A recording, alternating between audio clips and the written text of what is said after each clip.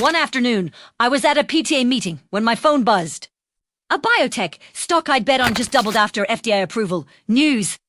I excused myself, went to the bathroom, and stared at the numbers. My hands shook as I sold. $14,000 profit. From a $600 trade. I locked the stall door and started laughing, quiet at first, then uncontrollably. When I emerged, another mom asked if I was okay. Caffeine. Jitters, I said. By year 2, I'd made more money from my phone than Mark made at his firm, but I didn't tell him. I wanted to see how far I could go before someone noticed. It became a secret empire, rebellion hidden beneath yoga pants and grocery lists. I woke up at 4 a.m. to watch the London market, traded through nap time, cooked dinner at 6, and balanced accounts at midnight. I became someone dangerous. I started calling myself Wolfmom on trading forums. At first, it was a Joker parody of the Wall Street archetype. But soon, the name carried weight. People started following my trades, asking for advice. I gave it freely, anonymously. Some kaledma the vilamkits, but part of me wrong. Mark eventually noticed the late nights, the new confidence. You've been different lately, he said one evening. Different? How? I don't know. Smarter, sharper, it's like you're hiding something. I smiled. Maybe I am. The real turning point came during the pandemic crash. Everyone panicked, dumping stocks like they were cursed. But I saw opportunity. The markets were bleeding, and I was ready to feast. I shorted airline stocks, hedged with gold, and bought into tech before the rebound. By the time the world started recovering, I'd turned hundreds of thousands into millions. When I told Mark finally, after he questioned a $3 million wire transfer into my account, he just stared at me, mouth open. You're joking. I wasn't. How did you even learn this? I listened. I said, while you and your friends talked about your clients and your trades and your little insider tips. You thought I was making hors d'oeuvres. I was making notes. He didn't laugh. He didn't say anything at all. I think that was the moment he realized he'd never really known me. Now, sitting across from an investment banker who looked like he'd seen a ghost, I thought about all. The women who'd smiled through condescension, who'd been underestimated and overlooked. Housewife, they'd called me. Mommy, supportive spouse. Fine, let them keep their labels, because the truth was I'd built a financial empire in silence. A predator in pearls, and the markets, they were my hunting ground. Do you have any idea what people will say when they find out who you are?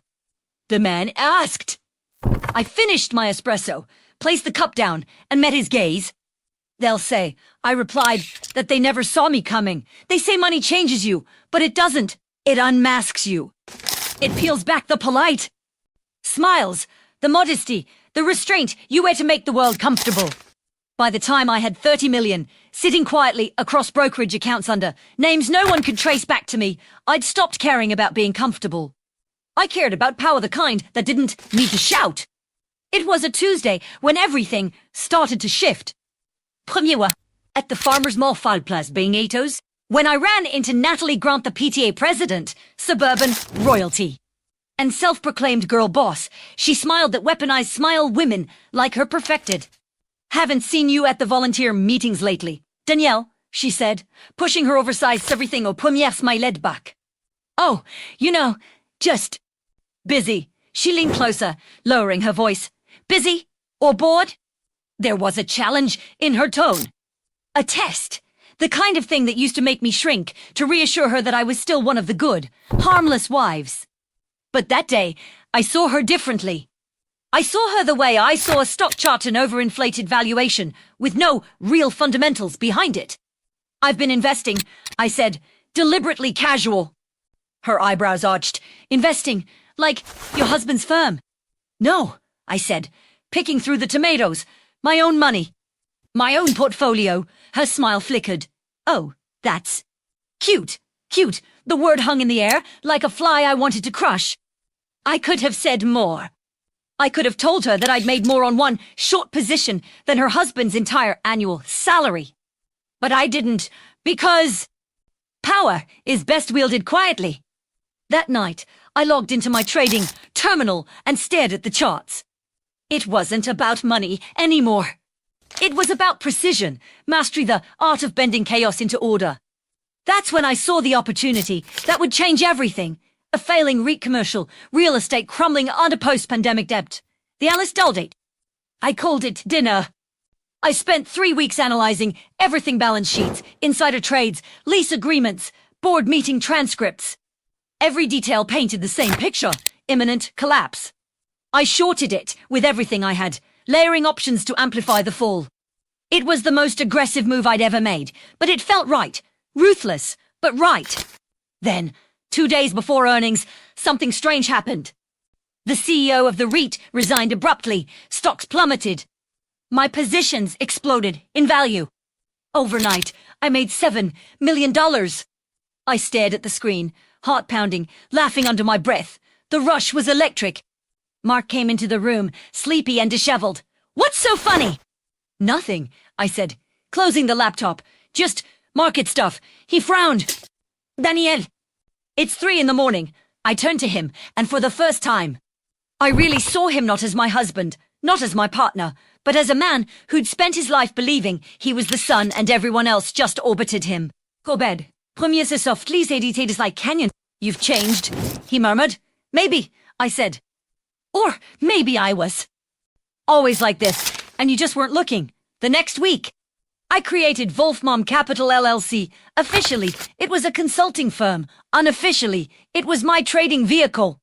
I started taking private clients, other women, mostly divorced, underestimated, overlooked. I taught them what I'd learned: how to read markets, how to see through the noise, how to stop apologizing for being ambitious. Word spread fast. Wait a moment, I was worthy of millions. The irony was delicious husbands who once brushed me off now asked me for advice. "You've got a real knack for this," one said at a dinner party, his voice thick with condescension, disguised as admiration. "Knack," I repeated, smiling. That's one word for it. Behind the scenes, I became something else entirely. My trade started influencing small-cap movements. Hedge funds noticed patterns they couldn't explain. Analysts whispered about a mysterious algorithmic trader with uncanny timing. I wasn't using an algorithm. I was using instinct intuition honed from years of reading people instead of numbers. That's when the first journalist reached out. A financial writer named Avery Cho. "I'm doing a piece on retail, investors shaking up Wall Street." Her email read, "You seem to be at the center of it. Care to talk?" I didn't reply. Not yet. But I did Google her: smart, ambitious, sharp. The kind of woman I might have been if I hadn't married Market 25. Something about her persistence intrigued me. A week later, she found me anyway. Outside a charity gala, no less. She caught me just as I was getting into my car. "Danielle Lewis?" she asked, breathless. "Wolfmom." For a moment, I froze. "Den première smiled." "I don't know what you're talking about," she said. "Egli Ming. You're the one who shorted Halo Realty before the CEO scandal. You're the one who crushed Tunney and Biotech before their FDA rejection. You're not trading like an amateur. You're trading like a predator." Her choice of word made me laugh. Predator. That's dramatic. Then tell me what you'd call it. I leaned in close. Efficient. She stared at me for a moment, then smiled like she'd just confirmed a rumor she'd been chasing for months. "People would kill for an interview with you. Maybe they already have," I said lightly, getting into my car. When I drove away, my pulse was still racing. She wasn't wrong. I was no longer invisible, and that was dangerous. But it was also exhilarating. I had spent years hiding in plain sight now. I wondered what it would feel like to stop hiding altogether. The next morning, I opened my laptop to a flood of messages from traders and clients. The financial blogosphere was buzzing. With a headline: "The Wolfmom of Wall Street, anonymous trader, rumored to control $40 million portfolio." I sat back. Que finance unfold. My anonymity was slipping, and I should have been terrified. But instead, I smiled. Because for the first time, they were finally saying my name, and they had no idea what I was about to do next. They thought they could expose me, shame me back into silence. But I'd spent too many years mastering the art of invisibility to be rattled by headlines. What adding talent was a weapon. The story they were trying to tell was the wrong one. They wanted a scandal. I was going to give them a revolution. The article hit the mainstream within a week. CNBC, Bloomberg, even Forbes ran variations of the same story. Anonymous suburban, mom outsmarts Wall Street titans. They called me a mystery. An anomaly, a financial savant hiding behind a casserole dish. I was a curiosity, not a threat. Yet, Mark, on the other hand, was livid. Do you have any idea what kind of attention this brings? He snapped, pacing the kitchen. My firm's already asking questions. They think I'm feeding you insider information. I leaned against the counter, sipping my tea. Are you? His jaw tightened. That's not funny. It's a little funny, I said, setting my cup down. You always said I wouldn't understand your world. Turns out I didn't need to. I built my own. He stopped pacing and looked at me, really looked at me, for the first time in years. What happened to you? He asked, voice quieter now, almost afraid. I stopped tending. Premier c'est simple, he left night, packed a bag, muttered something about reputation and dignity, and drove off without another word. I watched his taillights disappear down the street, then went back inside, opened my laptop, and started trading futures. I'd lost a husband, but gained clarity, and that was a better deal than any I'd ever made on the market. The media frenzy grew by the day. Talk shows speculated about my identity. Analysts dissected my trades like scripture. Someone even claimed I was a rogue AI. It would have been amusing if it weren't so predictable. Wall Street had been dominated by men for so long that the idea of a woman quietly dismantling their game felt like fiction. Avery Cho, the journalist, emailed again. This time, her tone was different, greater than they're going to find you, Danielle. And when they do, they'll try to take everything. Let me tell you story before they twist it. I ignored it at first. Then another email, and another, until one night, curiosity won. I invited her to meet me, but on my terms. We met in a quiet cafe downtown, the kind of place that smelled like burnt espresso and old ambition. She arrived early, laptop already open, eyes alert. I slid into the seat across from her. You found me, I said. Wasn't easy, she replied. You've covered your tracks well. I had to. Why? I hesitated, watching the steam curl from my cup. Because they never take women seriously until they can't afford not to. Avery leaned forward. You could have gone public under your real name. You could have owned this. From the start. I smiled. If I had, they would have called me lucky, or emotional, or accused me of sleeping my way into tips. An anonymous Wolf, though, that they respect. Fear, even. She nodded slowly, studying me like a trader, studying a chart. You're planning something, she said. What is it? I didn't answer right away. Instead, I pulled out my phone and turned it toward her, a live ticker. Showing a stock already climbing. Ever heard of Bayer? Energy. Oil refiner. Conservative play. Boring, she said. Not for long, I replied. They're sitting on an untapped reserve report that leaks in. Approximately 8 hours. When it does, the stock will double. Her eyes widened. How do you know that? Because I read the Earth's tremors. I said, Nose. Headlines. You're manipulating the market. No, I said softly. I'm predicting it. The difference is that I'm right. She sat back, visibly torn between awe and discomfort. Why tell me this? Because when they finally realize who I am, they'll try to erase me. And you'll make sure they don't. The leak hit exactly when I said it would. Bayer, energy doubled by morning. Every outlet that had mocked the Wolfmom myth had to eat their words. Avery Zasmir, buta manifestavo. Should it let it fall while the street had it signed again. Thousands of women flood trading at platforms. Ready for home, Discord. Hashtag Wolfmom started trending. They shared screenshots of their trades. Small victories, big risks. She made me believe I could do it too. One woman wrote, no MBA, no suits, just guts. And suddenly, the brokers and hedge funds noticed. Their liquidity shifted. Their volatility models began to fail because the market was no longer ruled by the predictable old guard. Itua. Being influenced by something they couldn't quantify, intuition, fearlessness, collaboration. One night, I logged into my trading dashboard and saw something that made my pulse quicken. A swarm of accounts mirroring my trades. Thousands of them. A decentralized moving us on. The next day, I got a call from an unknown number. Mrs. Lewis, a deep voice said, "This is Richard Carmichael, Executive Director at the SEC. We need to talk about your recent trading activity." I smiled, though he couldn't see it. "Do you, now?" "You've drawn attention," he said. "The kind that attentional nervous trades, premier c'est calmly trades. This isn't a joke." He snapped. "Well, looking at potential manipulation, collusion, possibly securities fraud." "Oh, Richard," I said, almost sweetly.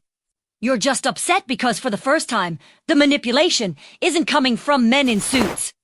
It's coming from moms in yoga pants." Silence, then a click. He'd hung up. I stared at the reflection of the trading graphs in my screen, their colors pulsing like a heartbeat.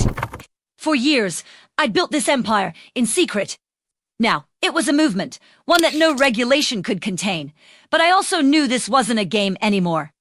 They were coming for me. The question wasn't if. It was how much damage I could do before they did, and I intended to make it count. They froze my accounts at dawn. No warning, no polite letter, just a wall of red errors blinking across my trading terminal, like blood vessels bursting under glass. Access denied. Portfolio under review. Contact compliance. I stared at the screen. Still half asleep, still in my robe, as if staring long enough could reverse it. They'd finally done it. The SEC, the exchanges, the brokers, they'd closed their iron fist around Wolfmom. The coffee machine beeped behind me. The sound was jarringly normal, like the universe mocking me. I poured a cup anyway, my hand steady, my mind already racing through contingencies. Every empire, eventually, attracts its reckoning. I'd built mine on the blind spot of an entire industry, the assumption that a woman like me couldn't possibly be dangerous. The doorbell rang. Through the frosted glass, I saw dark suits. To men, government issue serious. I opened the door with the kind of calm that only comes from complete clarity. "Mrs. Lewis?" The taller one asked, flashing a badge. "SEC Enforcement Division." "We need fewer questions." "Of course," I said, stepping it. "Cavaltine verre d'eau." They sat across from me, at the dining table, where my kids once did homework. "The sortie." One sweaty, nervous opened a folder. "You've been conducting large-scale trades across multiple brokerages. Under various LLCs, some of those accounts are linked to a network of unregistered investors. We're looking at possible market manipulation." I sipped my coffee. "You say that like it's a crime to be good at math. This isn't a joke, Mrs. Lewis," the taller one said. "You've cost several major hedge funds billions. The volatility you and your..." He hesitated. "Followers caused is destabilizing. Sectors." I smiled faintly. "You mean we made the game fair?" He slammed the folder shut. "You don't get to decide what's fair. Neither do you," I said quietly. "That's the problem. They left after an hour of polite threats and legal insinuations. No arrest. Not yet. But their message was clear. Stop, or we'll make you stop." As their black sedan pulled away, I stood in the driveway, barefoot, the morning sun glinting off the silver trim of the car. I wasn't scared. I was calculating. Fear is what they expect. Strategy is what they never see coming. That afternoon, I messaged Avery. Greater than. They froze everything. Greater than. She replied instantly. Greater than. They can't hold it all. Offshore wallets. Greater than. Of course, I typed. But it's not about the money anymore. Greater than. Then what's it about? Greater than. Control. By nightfall, I was on an encrypted call with my network, the women who had followed my trades. Learned my patterns, replicated my instincts. There were hundreds on the line, maybe thousands. I could hear their breath through. Like the northern lights. Somewhere between the 27th and 30th floor, I realized the sound I was hearing wasn't a recording. It was live hundreds of voices on open calls, thousands of terminals breathing in unison. When the doors opened, I stepped into what looked nothing like the boardrooms I'd once imagined power to occupy. There were no suits, no mahogany tables. The space was alive, desks arranged in concentric circles. Holographic charts floating in the air, people of every age, an accent working side by side. And at the center of it all, a wolf's head, symbol pulsed gently on a glass wall. The woman who had brought me here, Elena, I finally remembered her name walked ahead. We call this place the Den, she said. It's not a headquarters, it's a relay. Évident. Node mirrors another in another country. Decentralized, transparent, self-correcting, I moved closer to one of the circular workstations. A young woman with braids glanced up from her screen. Welcome back, Danielle, she said, as if I'd just returned from a long vacation. You know who I am? Everyone here does. You're why this exists. The words hit harder than I expected. I looked around. The hum of purpose was intoxicating. They weren't gambling on volatility or chasing profits. They were new shares. Education, credits traded on ethical ledgers, localized currencies tied to food security rather than oil futures. This is what the pack became? I asked. Elena nodded. We used your playbook network, intelligence, distributed power, emotional, reading of markets. But we stopped treating markets as casinos. We treat them as ecosystems. I walked to the window. Below, the city-pulsed old financial districts dimmed, while new lights, smaller but brighter, glimmered at the edges. They'll come for you, I said. They always do. They already tried, Elena replied. They can't regulate what doesn't belong to anyone, a soft chime echoed. A holographic feed bloomed above the center, ring news breaking across every major outlet. Traditional, exchange network files for insolvency protection. Traders on screen shouted, data crashed, anchors speculated. The system I'd once fought had finally collapsed under its own arrogance. Elena turned to me. They built a pyramid. You turned it upside down. I stared at the headlines, the numbers flickering like dying embers. What happens now? Now we build something that doesn't need wolves, she said. A laugh escaped me, half pride, half grief. You realize you've made me obsolete. That's the point, she said gently. You showed us that the myth of the lone genius is just another trap. For the first time in years, I felt the weight lift. Maybe that was the real endgame, not domination, but disappearance, to become unnecessary. Elena handed me a slim device, no logo, just a single glowing sigil. Your access key. You can watch, contribute, or walk away. No one here will stop you. I took it, the glass cool in my palm. And if I walk, she smiled, then you'll finally get to be what they always thought you were, a mother, a woman, a person who doesn't have to fight. I didn't answer. Instead, I moved through the floor, listening. Every conversation, every click of a keyboard was a note in a symphony I'd helped compose. In the far corner, a group was translating financial literacy programs into Swahili. Another team was designing a platform to let single parents pool resources like venture funds. Everywhere I turned, I saw what the old world had called impossible. At sunset, I stood on the rooftop terrace. The wind carried the smell of rain, the Seine left prison. The skyline shimmered, alive with possibility.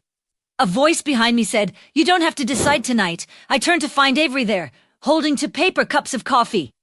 They told me you'd come. I took the cup, smiling. You never stop chasing stories, do you? This one never stops writing itself. We watched the city below as drones traced silent paths across the sky. Somewhere, a billboard flickered on, streaming the den's latest community metrics. People were voting on resource allocations in real time. Democracy woven into economics. Avery looked at me. They still call you Wolf, Mum. Habit dies hard. Maybe you should tell them who you are now. I thought about it. The name had been armor once, then a weapon, then a myth. Now it was just an echo. Maybe, I said. Below us, a million small lights pulsed the rhythm of a world reborn, not through conquest, but collaboration. For a long while, neither of us spoke. Finally, Avery said quietly, "So what do you do now, Danielle?" I watched the horizon, where the first hint of morning began to stain the sky. I said slowly, I teach my daughter to trade in kindness the way I once traded in chaos. Avery smiled. And if she asks who her mother used to be, I looked at the city one last time. I'll tell her I was a story they couldn't bury.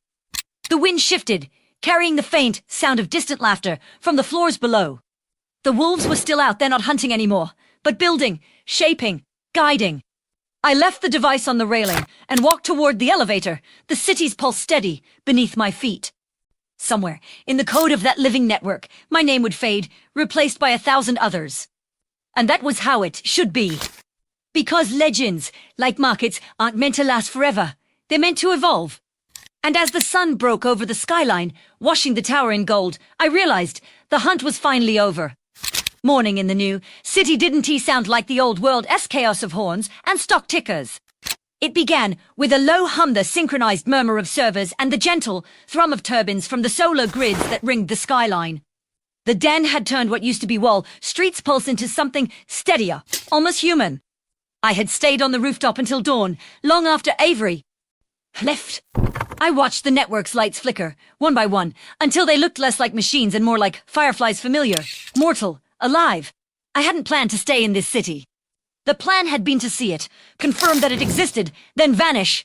But as aiding, première new premier went going anywhere. Not yet. The den was no longer about revenge or validation. It was a garden, and I needed to see if it would grow without being trampled. Elena met me in the atrium, her face bright under the holographic glow of the den's central display. The council's meeting in 5 minutes, she said. They want you there. I thought this was a leaderless network. It is, she said. But people still like to look at the woman who proved they could live without kings. The meeting was held in a circular room, no podium, no head of the table. Every person there had equal weight. They called themselves facilitators, not executives. No suits, no status symbols. The air felt clean, alive with ideas rather than ego. A facilitator from Ghana spoke first. We're launching the den's first education exchange today. Children in rural areas will be able to trade verified tutoring hours for digital credits. The credits can be used for food, books, even microloans for their families. Another, from Argentina, added, we've partnered with local farmers. Their crops are now collateral in a cooperative, futures market, transparent, interest-free, built on trust instead of debt. Each initiative made the old world's finance seem like a cruel joke. These weren't transactions, they were transformations. When it was my turn to speak, I hesitated. Everyone watched quietly, expectant. I'd been the symbol for so long, the myth people projected their rage and hope onto. But now I needed to be something smaller, real. When I started trading, I said slowly, I thought winning meant outsmarting the men who built the system, but that was still their game. This what you've built isn't about winning anymore.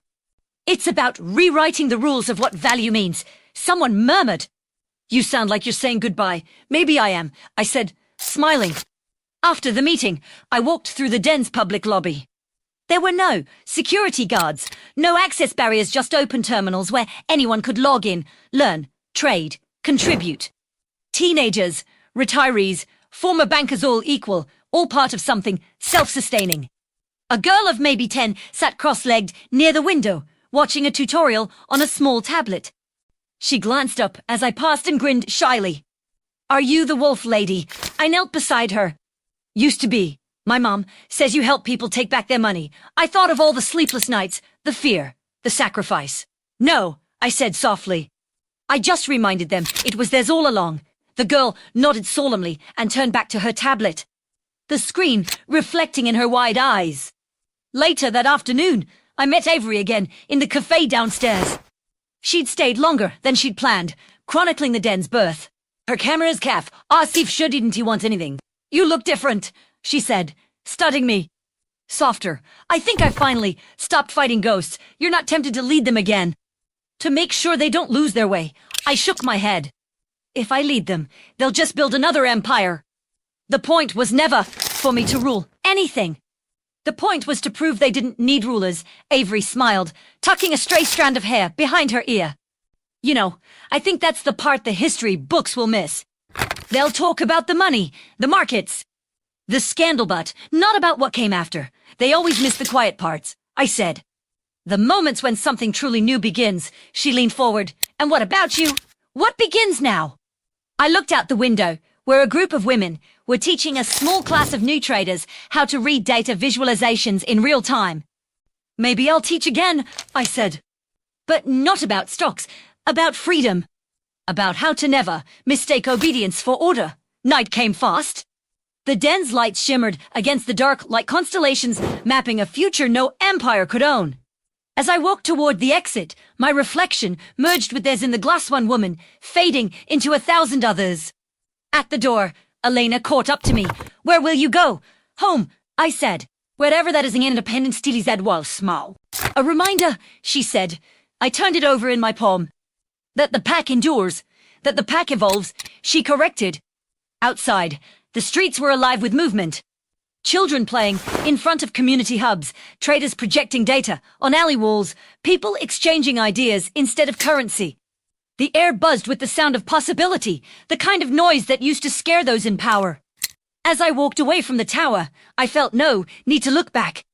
I'd been the storm that broke the dam, but they were the river, now uncontainable, self-directed, unstoppable. The myth of Wolf Mom would fade, distorted by retellings and documentaries. Some would call me criminal, others visionary. It didn't matter. Abrigandili when the headlines used to knew. And somewhere deep in that living network of code, commerce, and compassion, a quiet line of data would pulse eternally, hidden in the foundation of the den's blockchain. A single message, signed with an old name, greater than asterisk for every woman who was told she couldn't play the game build your own. Asterisk the city lights blurred as I disappeared into the crowd, just another face, anonymous again. And for the first time in my life, anonymity felt like freedom. The wolves were no longer hunting. They were home. Years later, the world no longer looked the same. The old markets, the skyscrapers that once shimmered like gods of glass and greed were now quiet. Vines curled up their walls, the buildings repurposed as learning centers, communal hubs, greenhouses. Currency went troll anymore. It was a living thing, exchanged in fairness and intention. And no one remembered when the change began, only that one day it simply asterisk was. Asterisk on the edge of what had once been New York's financial district, a new monument stood. It wasn't a statue or a plaque. It was a single digital flame, glowing in a transparent cube powered by an eternal blockchain loop. Around it, words were etched into the base in dozens of languages. Greater than asterisk power is not taken, it is remembered. Asterisk every year. On the anniversary of the den's founding, people gathered their teachers, traders, mothers, daughters, even former brokers to share stories of what they had built. Some called it a revolution. Others called it redemption. No one called it luck. And somewhere among the crowd, a woman with silver hair and calm eyes stood quietly, hands tucked in her pockets. No one recognized her anymore. That was how she preferred it.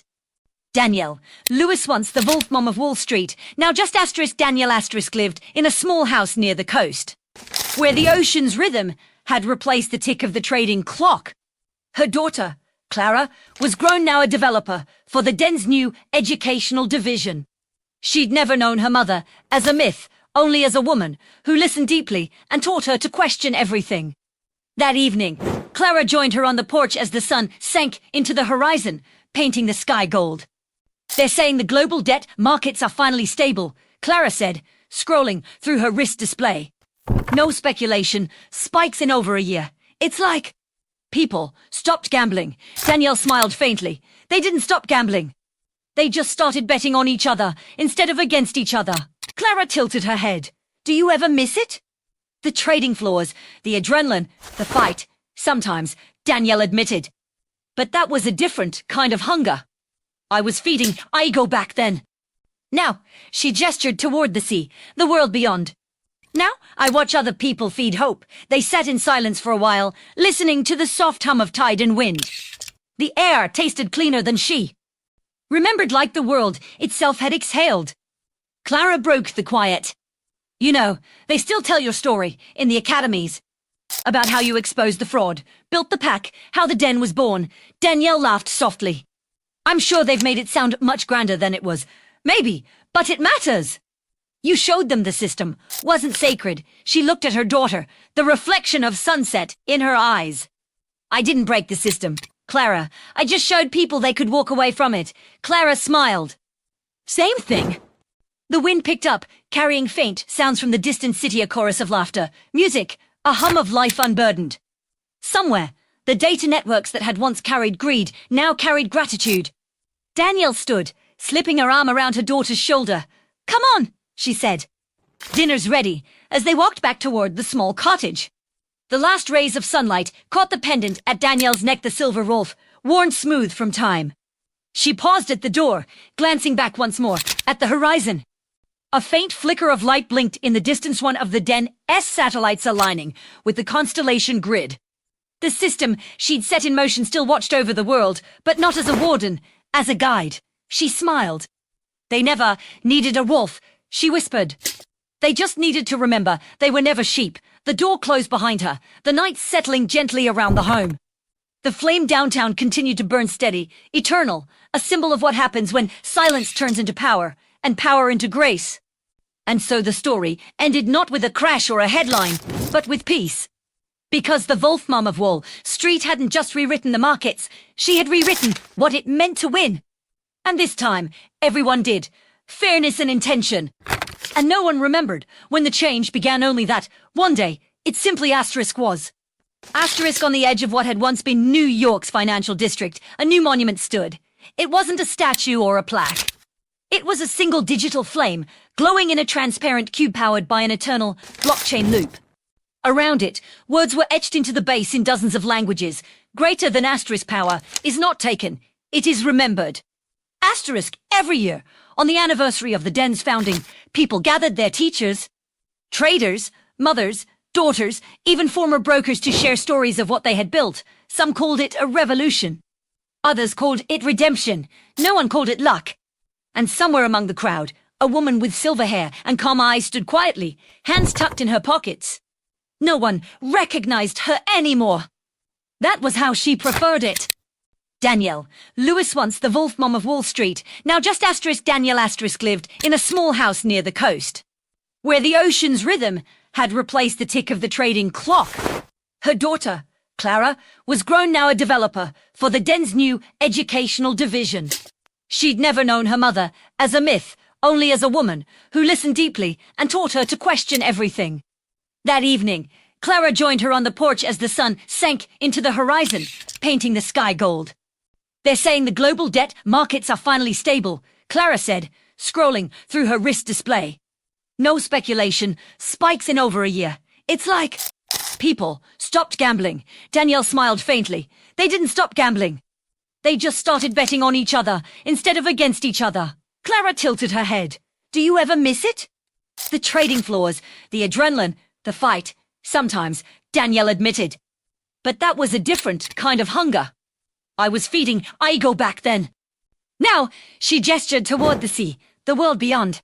Now, I watch other people feed hope. They sat in silence for a while, listening to the soft hum of tide and wind. The air tasted cleaner than she remembered, like the world itself had exhaled. Clara broke the quiet. You know, they still tell your story in the academies.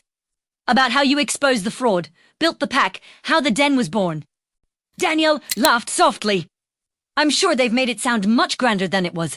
Maybe, but it matters. You showed them the system wasn't sacred. She looked at her daughter, the reflection of sunset in her eyes. I didn't break the system, Clara. I just showed people they could walk away from it. Clara smiled. Same thing. The wind picked up, carrying faint sounds from the distant city, a chorus of laughter, music, a hum of life unburdened. Somewhere, the data networks that had once carried greed now carried gratitude. Danielle stood, slipping her arm around her daughter's shoulder. Come on, she said. Dinner's ready.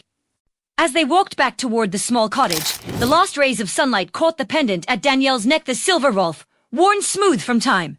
She paused at the door, glancing back once more at the horizon. A flint le distance on Navzadites aligning the constellation. The system she'd set in motion still watched over the world, but not as a warden, as a guide. She smiled. They never needed a wolf, she whispered. They just needed to remember they were never sheep. The door closed behind her, the night settling gently around the home. The flame downtown continued to burn steady, eternal. A symbol of what happens when silence turns into power, and power into grace. And so the story ended not with a crash or a headline, but with peace. Because the Wolfmom of Wall Street hadn't just rewritten the markets, she had rewritten what it meant to win. And this time, everyone did. Fairness and intention. And no one remembered when the change began, only that, one day, it simply asterisk was. Asterisk on the edge of what had once been New York's financial district, a new monument stood. It wasn't a statue or a plaque. It was a single digital flame, glowing in a transparent cube powered by an eternal blockchain loop. Around it, words were etched into the base in dozens of languages. Greater than asterisk power is not taken. It is remembered. Asterisk every year, on the anniversary of the den's founding, people gathered their teachers. Traders, mothers, daughters, even former brokers to share stories of what they had built. Some called it a revolution. Others called it redemption. No one called it luck. And somewhere among the crowd, a woman with silver hair and calm eyes stood quietly, hands tucked in her pockets. No one recognized her anymore. That was how she preferred it. Daniela once Wauwalstelle, asterisk lived in a small house near the coast, where the ocean's rhythm had replaced the tick of the trading clock. Erdot, Clara was grown hour developer for the den's new educational division.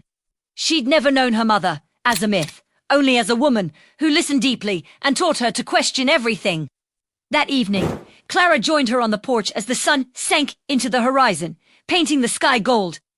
They're saying the global debt markets are finally stable, Clara said, scrolling through her wrist display.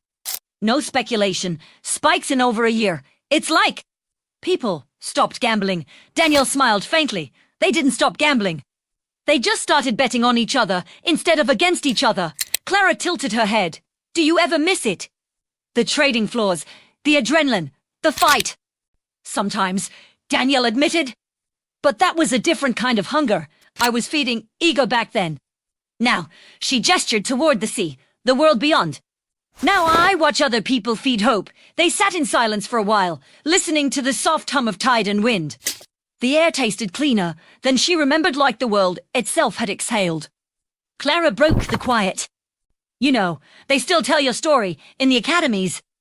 About how you exposed the fraud, built the pack, how the den was born. Danielle laughed softly. I'm sure they've made it sound much grander than it was. Maybe, but it matters. You showed them the system wasn't sacred. She looked at her daughter, the reflection of sunset in her eyes. I didn't break the system, Clara. I just showed people they could walk away from it. Clara smiled. Same thing.